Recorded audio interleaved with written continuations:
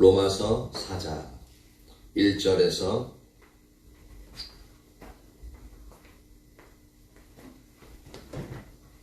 9절까지 일단 보죠. 로마서 4장 1절에서 9절.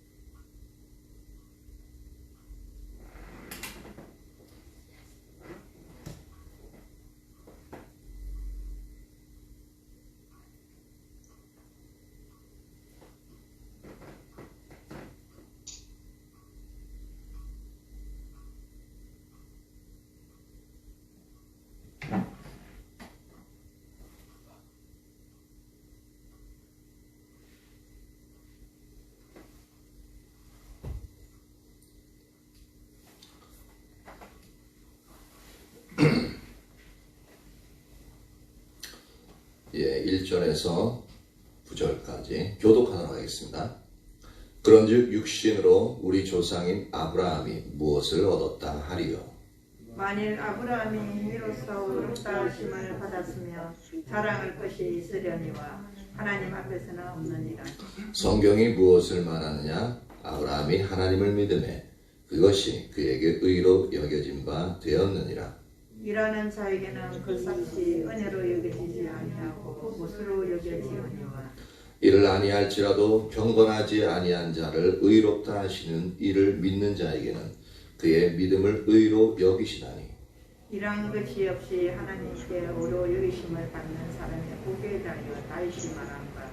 불법이 사함을 받고 죄가 가리어짐을 받는 사람들은 복이 있고 주께서 그 죄를 인정하지 아니하실 사람은 복이 있다 한다. 같이 읽습니다. 그런즉 이 복이 할례자에게냐 혹은 무할례자에게도냐?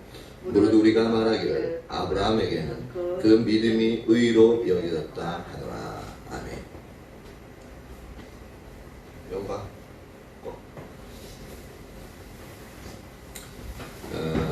재미있는 것은 지금 믿음에 의한 삶을 하고 있는데 계속 이제 믿음에 관련된 주제, 물론 이것은 이제 믿음으로써 의롭감을 받는 칭의에 대해서 이야기하고 있는 부분이긴 하지만 이제 우리가 있는 믿음에 의한 삶은 이게 지금 여기서는 이제 이 영역은 이제 십자가에 의한 삶을 이제 그 영역이기도 하고, 근데 이제 일단 믿음을 이제 쭉 가지고 보고 있는데, 그래서 동일하게 이제 이렇게 반복되어지는 부분들도 있고요.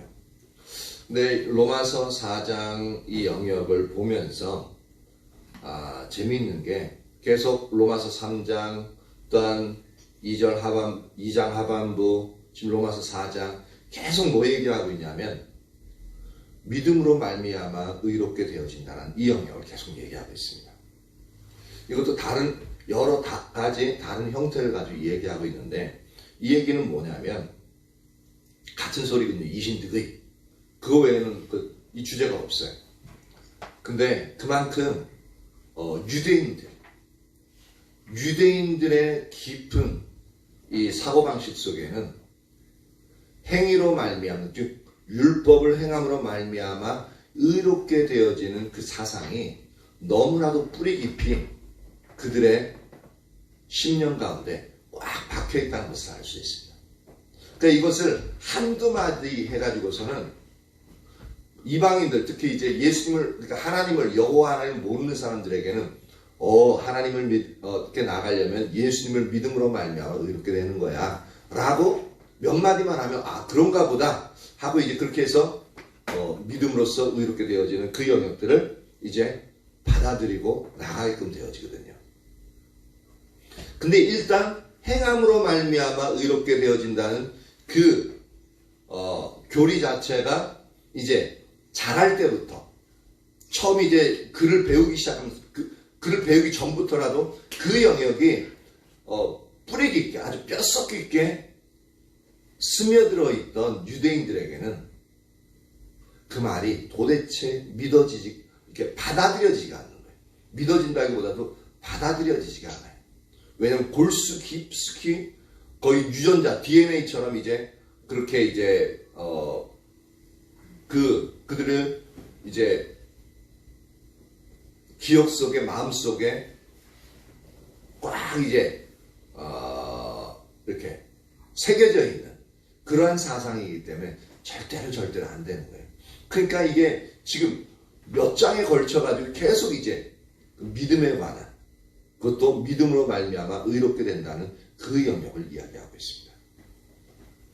그래서 다른 부분이 또 안 되니까 어떤 식으로 하냐면은 이스라엘의 조상은 누구로부터 시작하냐면, 아시는 분? 이스라엘의 조상은 누구로부터 시작할까요? 아브라함. 예? 뭐라고 하셨어요? 아브라함. 맞아요. 왜 두 번째 물어보니까 이 대답을 이스라엘의 조상은 아브라함부터 시작합니다. 인류의 조상은 아담 할아버지서부터 시작하는데, 그런데 이스라엘의 조상은 아브라함을 근거로 삼습니다. 그래서 믿음으로 말미암아 의롭게 되어졌다는 그 영역을 어디까지 끌어들이냐면은 그 이스라엘의 근본이 되어지는 아브라함까지 끌어들입니다. 왜냐하면 그렇게 해야 행위로 말미암아 구원은 의롭게 되어진다. 그 영역을 완전히 무너뜨릴 수 있기 때문에. 그러니까 사도 바울도 엄청나게 집요한 사람이에요. 집요한 사람이고, 이 어떤 언어적으로나 학문적으로 보면 상당히 집요하면서 또 이 철저하게 하나님의 뜻을 세우기 위해서 엄청 고군분투하고 있는 것을 볼 수가 있습니다. 그래서 이제 아브라함을 이제 끌어들이는데요. 1절, 그런즉 육신으로 우리 조상인 아브라함이 무엇을 얻었다 하리요. 육신으로 우리의 조상은 아브라함이다. 너나 나나 전부 다 우리의 육신적인 조상은 아브라함이다 라고 이제 그 얘기를 하고 있는 겁니다. 그러면서 아브라함이 무엇을 얻었다 하겠느냐. 여기서는 그 무엇을 얻었냐 계속 이제 믿음으로 말미암아 구원 없는 그 이신득의에 대해서 이야기하고 있는데, 이것은 다시 이제 하면서 2절에 다시 설명을 합니다. 만일 아브라함이 행위로서 의롭다 하심을 받았으면 자랑할 것이 있으려니와 하나님 앞에서는 없느니라. 이 얘기는 뭐예요? 아브라함도 행위로서는 전혀 자랑할 것이 없는 존재였다. 즉 행위로서는 하나님 앞에 의롭다함을 받을 존재가 아니다라고 얘기하고 있습니다. 그럼 반대는 뭡니까? 반대는 아브라함, 우리 조상 아브라함조차도 행위로 말미암아 하나님 의롭다 받았던 게 아니라 믿음으로 말미암아 의롭다함을 받은 거야. 그러니까 너희들 생각을 고쳐. 하나님은 원래 우리의 조상의 뿌리서부터 믿음으로 말미암아 의롭다함으로 말미암아 아브라함이 우리의 조상 된 거야. 그러니까 너희 생각은 옳지 않아 라고 얘기하고 있는 겁니다. 그래서 그것을 이제 성경을 이제 끌어들인 창세기 15장 6절을 끌어들이는데, 3절에 성경이 무엇을 말하느냐, 즉 창세기 15장 6절입니다. 아브라함이 하나님을 믿음에 그것이 그에게 의로 여겨진 바 되었느니라. 성경에 15장 6절이 이렇게 기록하고 있다는 겁니다. 실제로 창세기 15장 6절은 이렇게 기록하고 있습니다. 아브라함이 여호와를 믿으니 여호와께서 이를 그의 의로 여기시고, 즉 믿음으로 말미암아 너 의롭구나 라고 했다는 겁니다. 그러니까 이 배경을 한번 살펴볼까요? 창세기 15장 6절 잠깐 봅니다. 창세기 15장.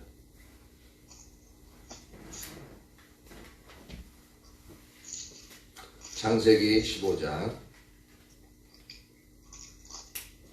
1절부터 한번 쭉 보면은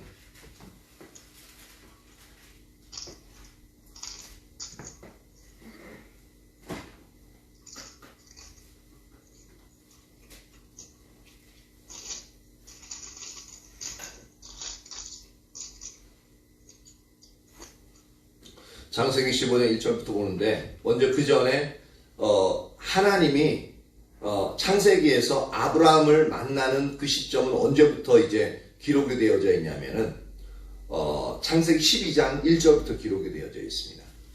근데 실제로는 창세기 12장 1절 이전에 하나님이 아브라함에게 나타났다는 것을 사도행전에서 보면 알 수가 있죠.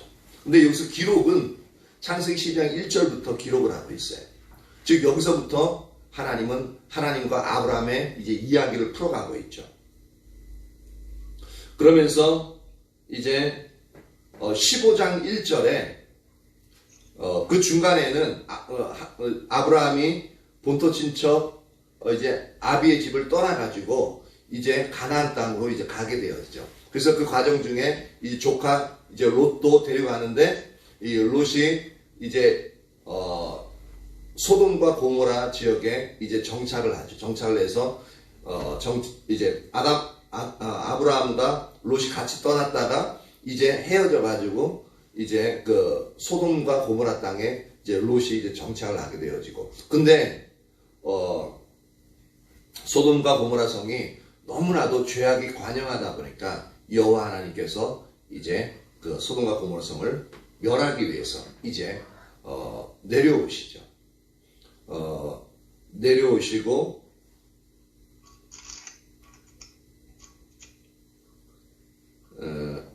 가만히 있어봐.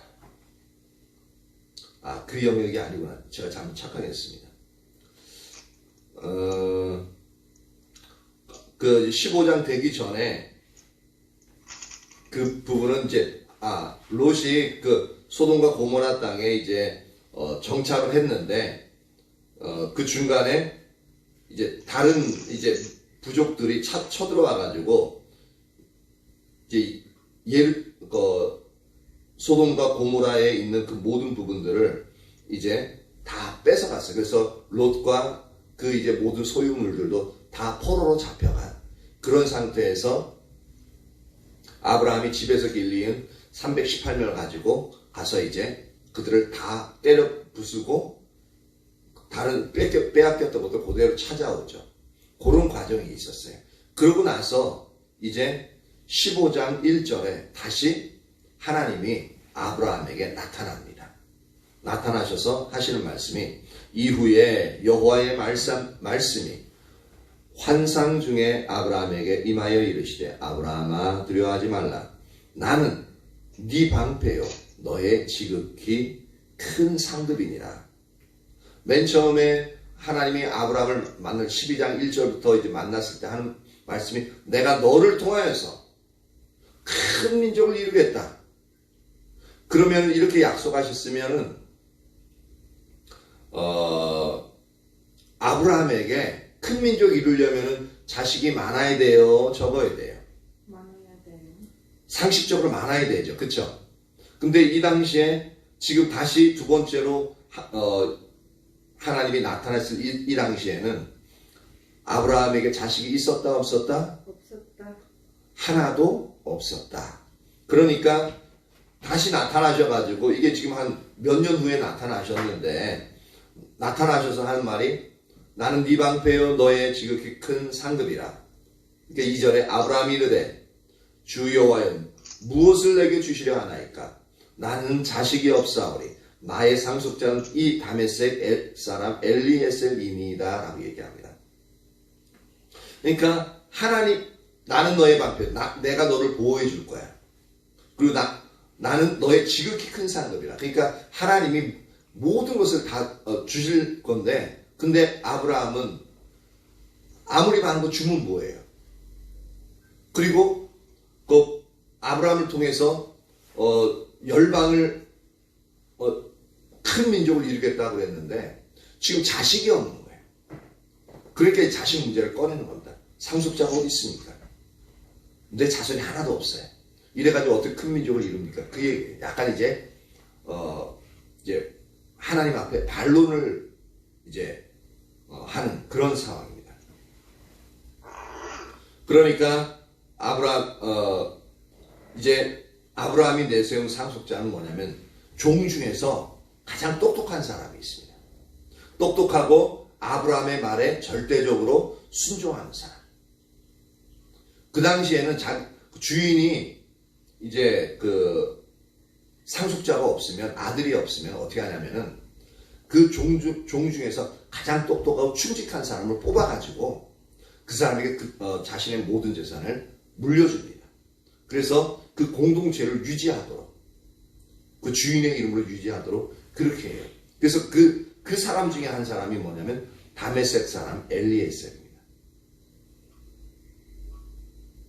그러면서 3절에 아브라함이 또 이르되 주께서 내게 씨를 주지 아니하셨으니 내 집에서 길린 자가 내 상속자가 될 것입니다. 그러니까 어릴 때부터 이렇게 자라나면서 그렇게 자식처럼 이렇게 길렀던 사람이 바로 엘리에셀입니다. 근데 여호와 하나님께서 4절에 어떻게 약속하셨냐면은 하나님이 약속하시는데 이제 그에게 이르시되 그 사람이 네 상속자가 아니라 네 몸에서 날 자가 네 상속자가 되리라 하시고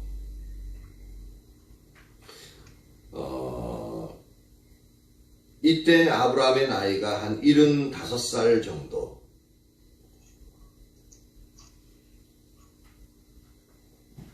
그 정도쯤 되어지는데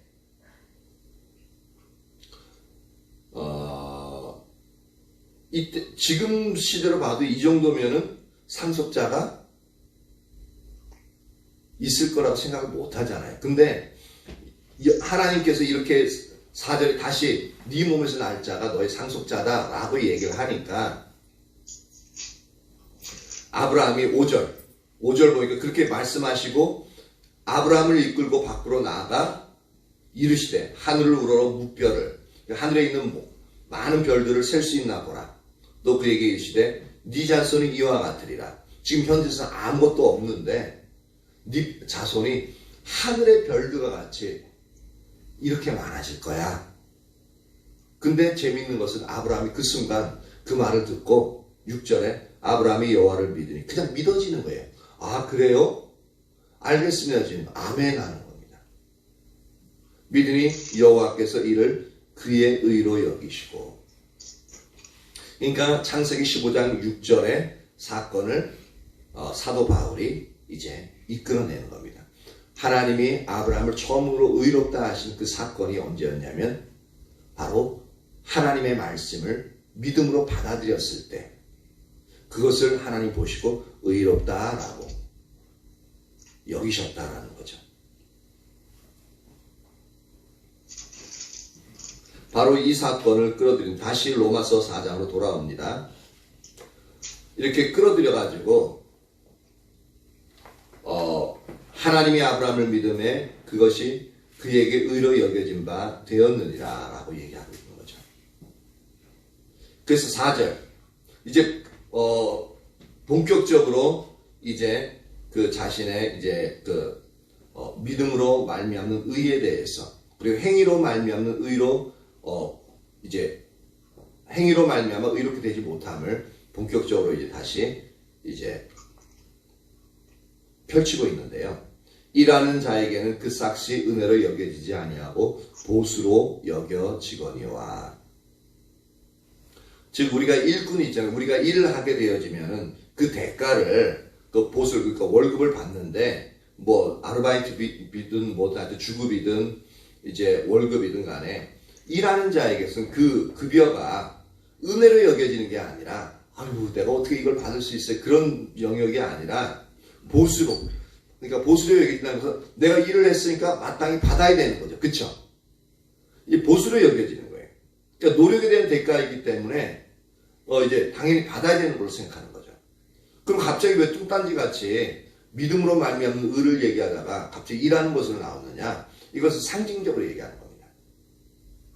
일하는 자라는 의미는 뭐냐면 행함으로 의롭게 되어지려는 자들을 의미한다라는 거죠. 그러니까 내가 의롭게 되어지기 위해서 열심히 율법을 지켜나가는 것을 말하고 있는 거죠. 그리고 그런 사람들은 그 싹시, 그 대가, 그러니까 행함으로 말미암아 의를 얻으려고 했는데 그 싹, 즉 이게 의롭다 되어지는 것이 은혜로 여겨지지 아니한다라고 얘기하고 있습니다. 그렇죠. 내가 열심히 율법을 지킴으로 이게 내가 이제 의롭다함을 얻었으니까 이게 하나님이 은혜는 내게 값없이 주시는 건데 값없이 받은 거 맞습니까? 지금 현재 일을 했으니까. 뭔 뜻인지 모르나요? 이랬으니까 당연한 거로 봐. 그렇죠. 아유, 감사합니다. 아유, 말씀 안 했으면 막 마음이 상할 뻔했어. 그러니까 일을 했기 때문에 열심히 율법을 지켰기 때문에 진짜 하기 싫은 거 억지로 해가면서 했기 때문에 내가 의롭게 되어진 건 당연한 걸로 여기는 거예요. 당연히 받아야 될 칭호예요. 그래서 은혜로 여기지 않고 보수로 대가로 얻었기 때문에 이것은 나의 자랑거리, 계급장, 딱 자랑거리가 되는 거예요.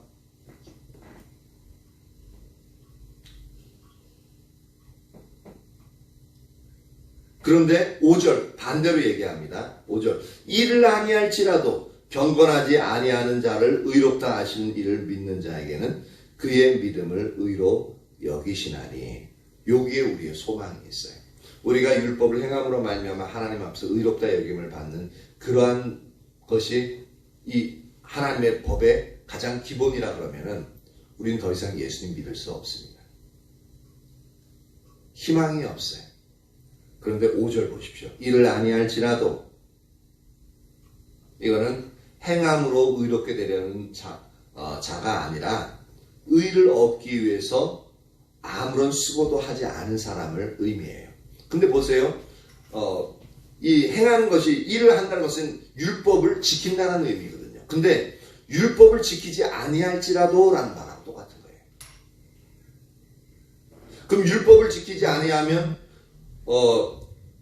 죄인이에요? 의인이에요? 죄인. 그렇죠. 죄인이죠. 율법을 지키지 않으니까 하나님이 말씀하신 삶의 윤리를 지키지 않는데 하나님 앞에 죄를 짓는 거니까 죄인이잖아요. 그렇죠? 의인이 될 수가 없어요. 근데 유대인 이스라엘 같은 경우는 그 율법을 행했기 때문에 그 의를 주장할 수 있다고요. 근데 율법을 행하지 않는 우리 같은 사람들은 주장할 수가 없어요. 그러니까 율법을 일을 아니하셔도 경건치 아니한 자, 경건하지 아니한 자라는 것은 즉 죄를 지은 자라는 뜻입니다. 율법을 행치 아니하고 율법을 지키지 아니함으로 말미암아 죄를 지은 자를 의롭다 하시는 의롭다 하시는 그 하나님을 믿는 자에게는 그의 믿음을 의로 여기신다. 여기서 우리의 희망이 있는 거죠. 우리가 율법을 행하지 아니하였음에도 불구하고 우리를 의롭다 하시는 하나님을 믿음으로 말미암아 우리에게 너 의로와 라고 선언하시는 그 하나님이 있다는 그 자체를 우리가 너무너무 소망을 가질 수 있게 되어지죠. 그래서 우리의 믿음을 의로 여기신다라고 말하고 있죠. 그러면은 열심히 율법을 지키는 사람은 어때요? 기분이 좋아요? 나빠요? 기분이 좋아요? 이용과? 진짜로? 아니 모두를 기반으로 하면 기분이 나쁘지.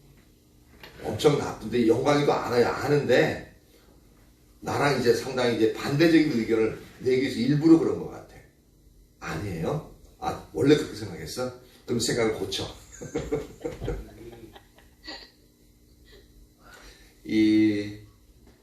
예배 시간에 영광이랑 너무 소통이 잘 되는 것 같아. 간증하는 것도 영광이 간증만 계속 생각나고.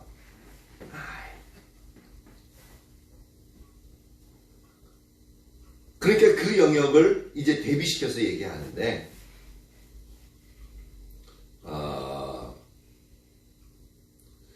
이렇게 되어지면 유대인들이 이렇게 주장할 수 있어요. 사람이 의를 얻기 위해서 계속 노력하고 애써야지. 이런 노력도 없이 어떻게 의롭다함을 얻을 수 있겠는가? 이렇게 주장할 수 있다는 거예요. 우리도 예수님 믿으면서 교회 오면서 열심히 예배에 참석하고 기도하고 다윗장막하고 또 나름대로 하나님 찾고 그런 사람을 의롭다고 봐요? 아니면 아우 난 교회 와도 잘 믿어지지도 않고 아우 지겹기만 하고 가끔가다 또 이제 막 기분 안 내키면 예배도 빠져요. 그런 사람을 의롭다 하겠어요? 어느 사람을 의롭다 하겠어요? 어떤 사람? 앞에 사람, 뒤에 사람? 앞에 사람을 의롭다 하겠죠. 그리고 앞에 사람이 당연히 뒤에 사람을 갖다가 그래도 너는 의로워 라고 하면은 기분이 나쁠까요? 안 나쁠까요? 왜냐면 자기는 그만한 행위를 했어. 근데 쟤는 자기가 보기에도 전혀 아닌 것 같아. 근데 그 사람도 의롭다라고 하니까 기분이 나쁠 수 있다는 거죠. 그렇게 이런 생각이 유대인들의 보편적인 생각인데 반해 바울은 이러한 노력이 철저하게 배제되어진 믿음의 의를 주장하고 있으니 유대인들로서는 받아들여지기가 어려웠다라는 것을 우리가 짐작할 수 있는 겁니다. 그러면서 이것을 또 성경에서 끌어들입니다.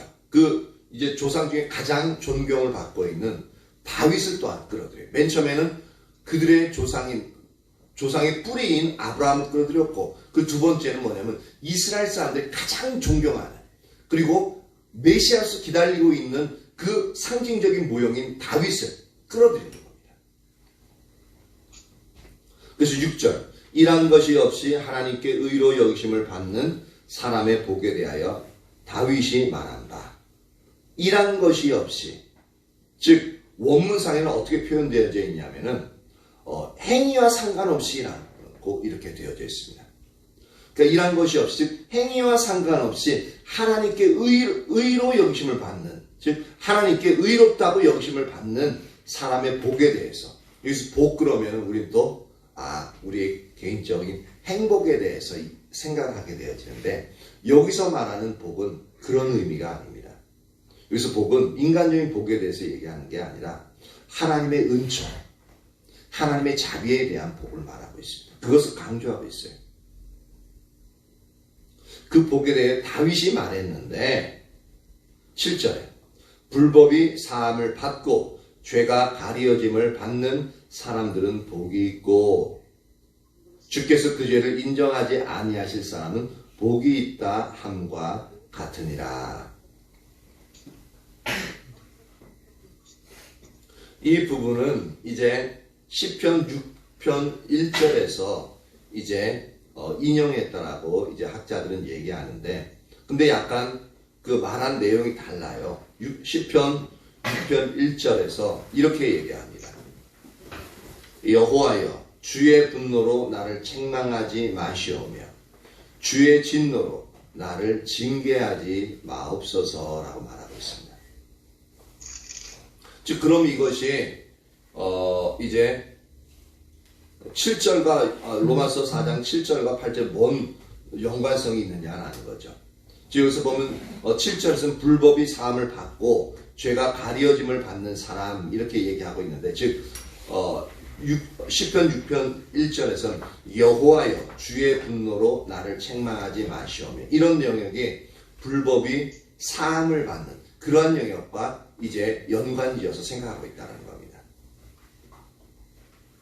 분노로 나를 책망하지 마시오. 그러니까 자신의 불법이 이제 사함을 받고 그리고 주의 진노를 나를 징계하지 마옵소서.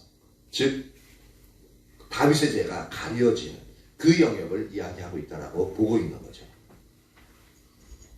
그럼 여기서 불법이 그러니까 로마서 4장 7절에 불법이 뭐냐면 율법을 어긴 행위죠.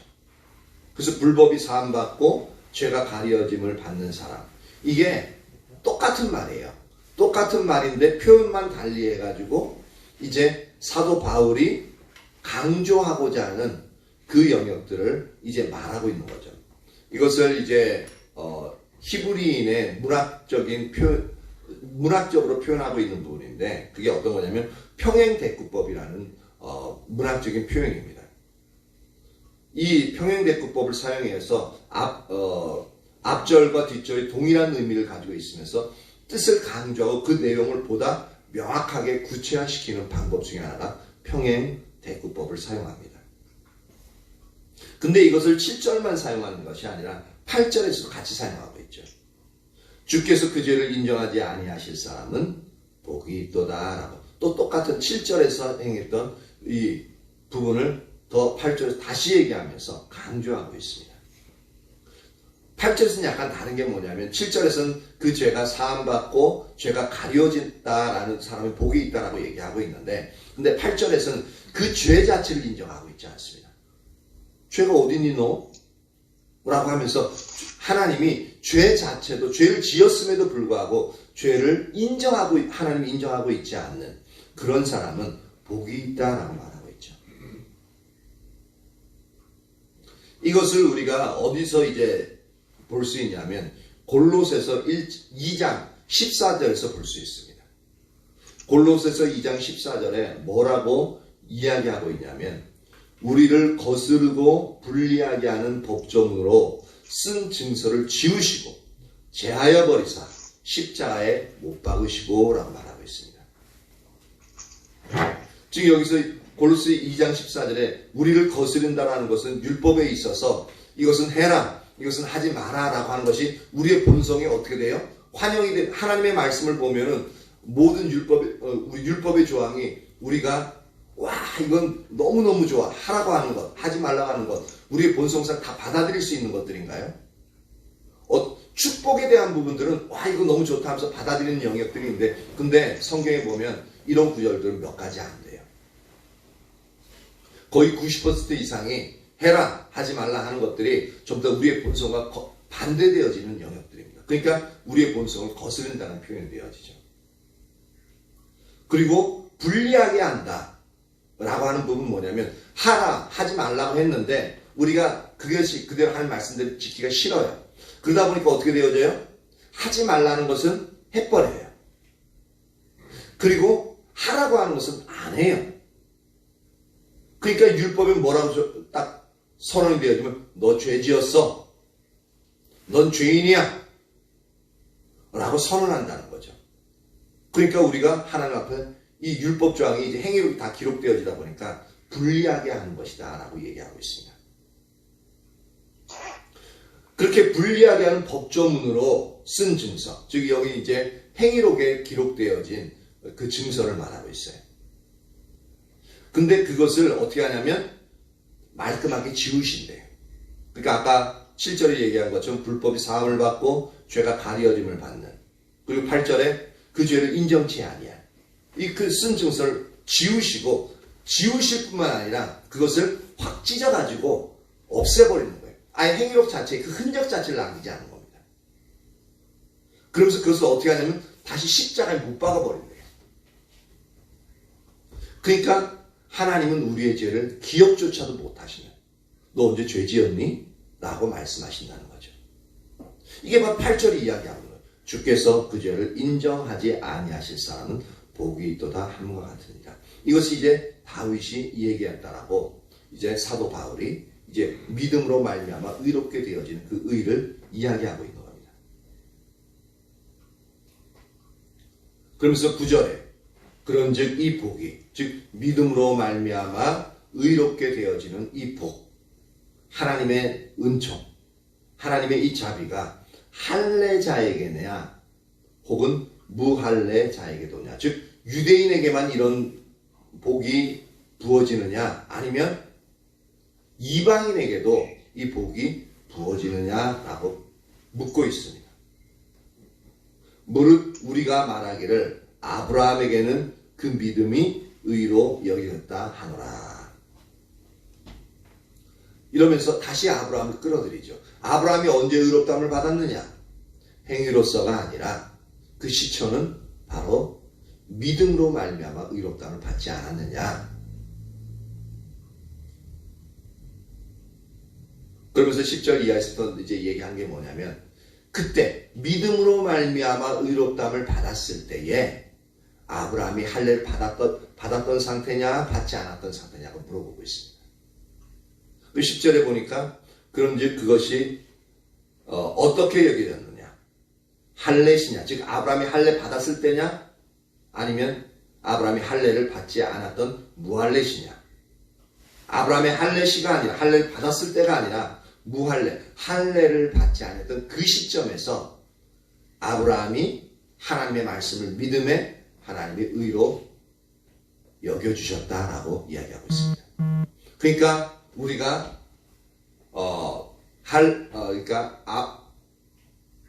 유대인이든 이방인이든 모두가 이렇게 의롭게 되어지는 것은, 믿음으로 의롭게 되어지는 시점은 행위로 말미암지 않고 반드시 그 죄를 용서해 주시는 그 하나님을 믿음으로 말미암아 의롭게 되어지는, 즉 이신득이의 이 칭의가 믿음으로 말미암아 되어진다. 우리 믿음의 조상이었던, 그러니까 우리의 조상의 뿌리였던 아브라함조차도 믿음으로 말미암아 의롭게 되어졌다.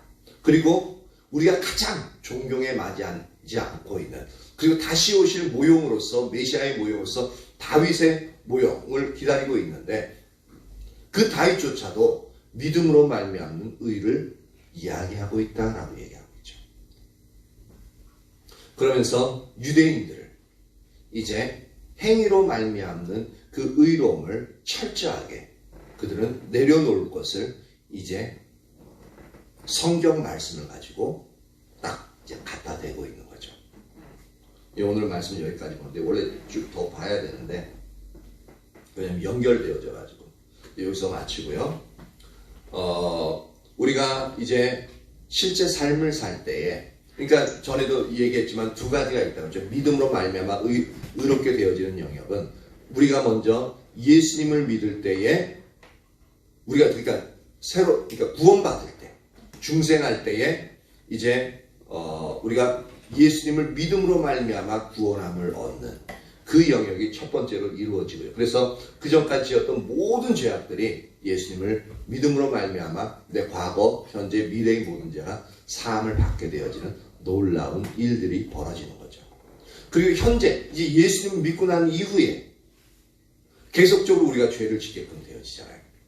계속적으로 죄를 짓게끔 되어지는데 여전히 그때도 율법을 행함으로 말미암아 의롭게 되어지는 것이 아니라 이제 우리가 그 죄를 지었을 때 우리의 죄를 용서해 주시는 예수님께로 나가면, 즉 십자가의 보혈을 의지하여 하나님 아버지 앞에 나가면 우리가 의지하고 있는 십자가의 보혈, 십자가를 보시고 우리에게 있는 그 죄악을 용서해 주신다라는 겁니다. 그래서 그것도 우리의 삶에 있어서도 의롭게 되어지는 모든 부분들이 믿음으로 말미암아 의롭게 되어진다라는 겁니다. 그리고 이제 날마다 십자가를 잘 붙들고 나가는 사람들이, 그러니까 죄를 계속적으로 씻어 나가는 거죠. 그러니까 하나님과 관계에서 이제 방해가 되어지는 죄악의 요소가 사라지니까 하나님과의 친밀함을 유지할 수 있고 더욱더 그 하나님의 친밀함이 더욱더 깊어질 수 있는 가장 근본적으로 이제 우리에게 이제 큰 은혜가 되어지는 하나님의 진리가 뭐냐면 믿음으로 말미암아 의롭게 되어진다라는 이제 진리가 되어집니다. 이 영역이 저와 여러분 모두에게 온전히 선명하게 깨달아지기를 예수님으로 축복합니다. 그래서 우리가 어떠한 영역이든지 죄를 우리가 안 지으면 좋은데, 근데 우리가 본성적으로 죄를 지을 수밖에 없는 존재예요. 그리고 죄를 짓고 나서도 그것이 죄인지도 모르고 내가 옳다고 생각하는 영역들이 참 많이 있습니다. 그러한 영역에서 우리가 구원받을 수 있는 가장 유일한 길은 뭐냐면 예수님을 의지함으로 말미암아, 즉 예수님을 믿음으로 말미암아 우리가 죄의 용서를 받는 영역들입니다. 그래야 예수님과의 관계가 끊어지지 않을 수가 있습니다. 이러한 부분들이 저와 여러분 모두가 선명히 인식되어지고 항상 그렇게 하나님과의 관계가 끊어지지 않고 더욱더 친밀하며 더욱더 깊어질 수 있는 은혜가 부어지기를 예수님의 이름으로 축복합니다. 아멘. 아멘. 예, 나오세요.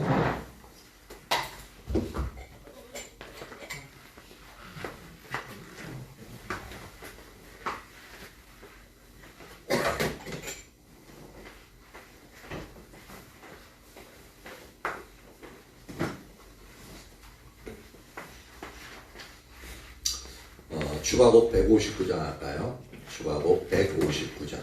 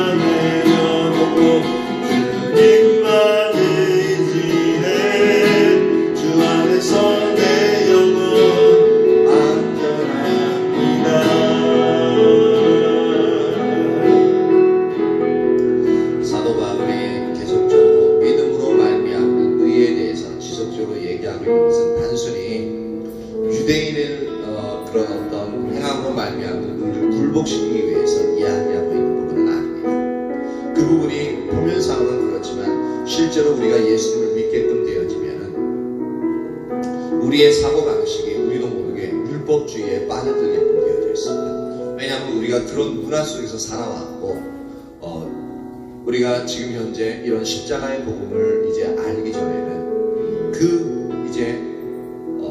그런 흐름 속에서 율법주의적인 행함으로 말미암은 의를 이제 자연스럽게 받아들이는 그 상황 속에서 우리가 자라왔습니다.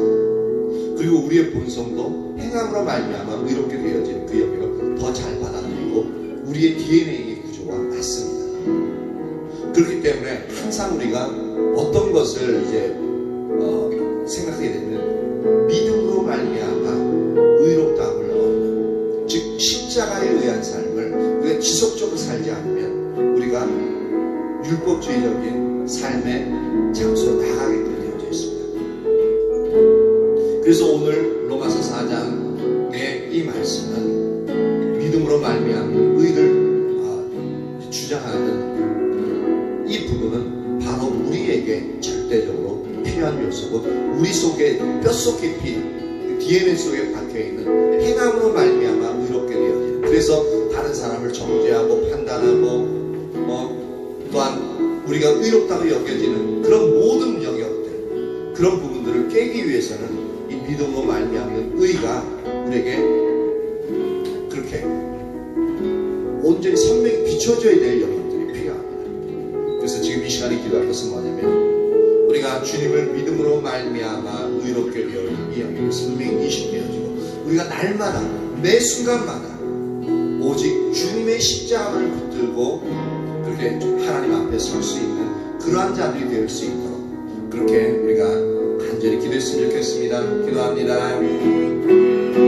할렐루야. 살아계신 하나님 감사와 찬양을 올려드립니다. 하나님이여 하나님이여 하나님이여, 우리가 매 순간 오직 예수님의 십자가를 의지함으로 말미암아 우리 속에 있는 모든 죄악들이 씻겨지고 하나님과의 관계를 회복되어 줄 수 있음을 선명히 깨닫게 하시옵소서. 우리가 하나님의 말씀에 하나님의 기준에 우리의 삶을 비춰볼 때 우리가 항상 주님의 말씀을 온전히 어길 수밖에 없는 존재요, 항상 어기고 싶어하고 어기는 존재임을 선명히 깨닫게 하여 주시옵소서. 우리 안에는 하나님 앞에 내세울 만한 어떠한 선한 것도 없는 존재임을 선명히 깨닫게 하여 주시옵소서. 그래서 항상 우리에게는 믿음으로 말미암아 의롭게 되어지는 십자가의 의가 우리에게는 항상 필요하다는 것을 알게 하여 주시옵소서. 하나님이여 하나님이여 하나님이여, 이것이 우리에게 매일 매 순간 필요한 하나님의 의가 되신 우리에게 알게 하사 우리가 항상 그 십자가의 공로를 의지하여 하나님의 아버지 은혜의 보좌 앞에 나설 수 있는 그런 자들 되어지게 하여 주시옵소서. 우리의 눈을 열어 하나님의 십자가의 의가 우리에게 얼마나 필요한지, 얼마나 필수적인지 그것을 온전히 깨닫게 하여 주시길 간절히 소망합니다. 하나님의 역사하소서, 하나님의 역사하소서.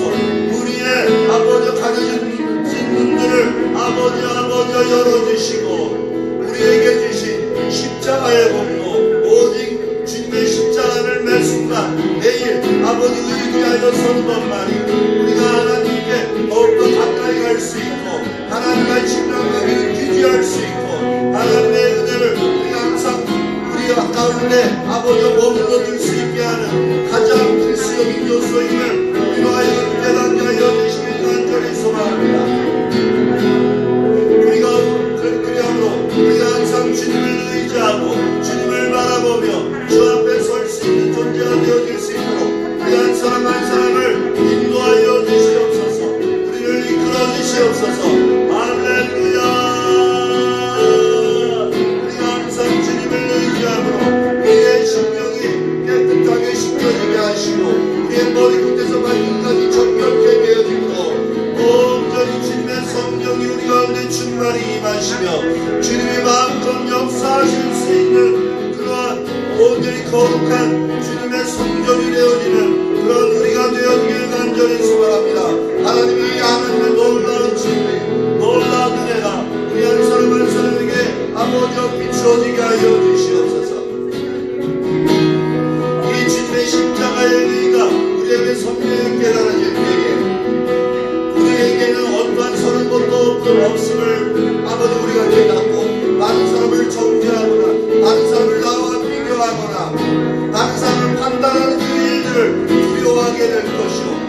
이곳에서 멀리 떠나게 될 것임을 압니다. 하나님 이러한 아버지 하나님의 의가 하나님의 우리에게 아버지 값없이 아버지 부어졌다는 것을 우리가 놀라운 하나님의 복을 아버지 얻은 자가 되었다는 것을 이 시간 온전히 성령이 깨달아지길 원합니다. 아버지 주님의 성령이 임하시옵소서. 주님의 성령이 임하시옵소서. 주님의 아버지 십자가의 보혈로 우리의 아버지 머리 끝에서 발끝까지 더욱더 넘사 우리를 정결케 하시고 우리를 의롭게 하시는 놀라운 은혜의 축복이 지금도 아버지 부어지고 있음을 아버지 깨닫게 하사 우리가 항상 주님의 십자가를 의지하는 자리에 있게 하여 주시옵소서. 하나님 우리의 눈을 열어보게 하여 주십시오. 우리의 눈을 열어보게 하여 주십시오. 우리를 정결케 하시옵소서. 우리를 새롭게 하시옵소서. 하나님 당신을 너무 원합니다. 하나님 당신을 너무 원합니다. 할렐루야.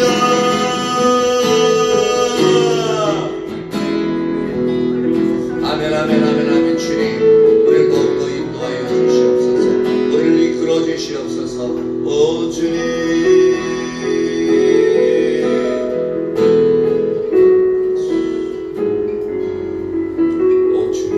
인도하여 주시옵소서.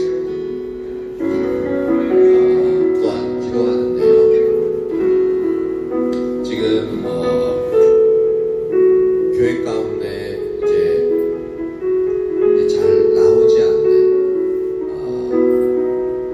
하나님이 이제 붙여주셨지만 그 속에 생명이 없음으로 말미암아 지금 주의 교회 가운데 나와서 주님을 찾지 않는 그러한 분들 한 분 한 분들의 이름을 불러가면서 주님 그들을 돌이켜달라고 그들의 삶을 간섭하셔서 주님께로 돌이킬 수 있는 은혜를 부어달라고 그렇게 우리가 같이 기도했으면 좋겠습니다.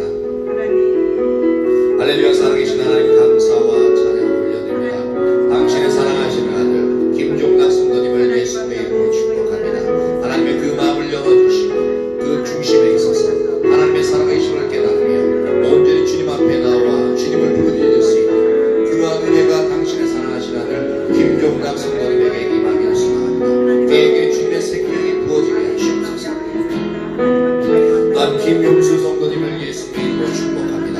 하나님이여 온전히 그를 붙잡고 있는 이성주의와 하나님이여 온전히 그 마음에 높아진 모든 영예들을 주님의 은혜로 말미암아 그 모든 견관진들을 깨뜨려 주시옵소서.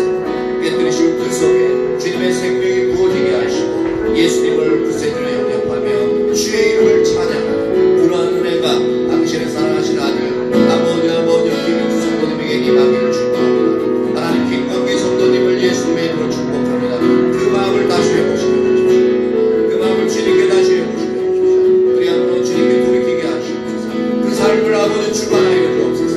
간섭하시고 주님께 나올 수 있는 은혜를 부어주시옵소서. 하나님 저대로 내버려 마시옵소서. 하나님 저대로 아버지 멸망하는 자리에 내버려 두지 마시옵소서. 주님께서 아버지 그를 아버지 하나님이 계신 바로 주님 앞으로 인도하여 주시길 간절히 소망합니다. 하나님 오철 성도님을 예수님으로 축복합니다. 그의 영혼을 아버지 붙드시고 아버지 주 앞에 이르게 하여 주옵소서.